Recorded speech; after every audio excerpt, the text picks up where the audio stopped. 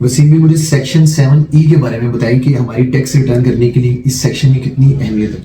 अच्छा अहमद, बेसिकली जो सेक्शन 7 ही है ना, वो डील करता है कि आपकी प्रॉपर्टीज से रिलेटेड है। अगर आपकी प्रॉपर्टी से 25 मिलियन से क्रॉस कर जाती हैं तो फिर आप लायबल है कि आप टैक्स पे करें।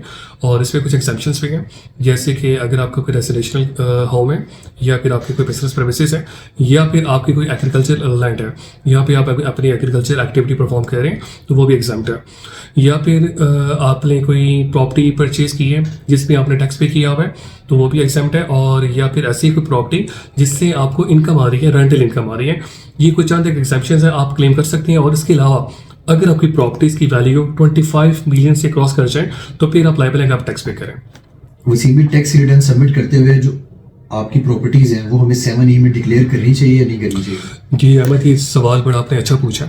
और बेसिकली कुछ लॉयर्स होते हैं जो कि प्रॉपर्टी सिर्फ वेल्थ में ही डिक्लेयर करते हैं, और ये काफ़ी इश्यूज बनते हैं टैक्स पेयर्स के लिए जब वो प्रॉपर्टी से 7E में डिक्लेयर नहीं करते हैं।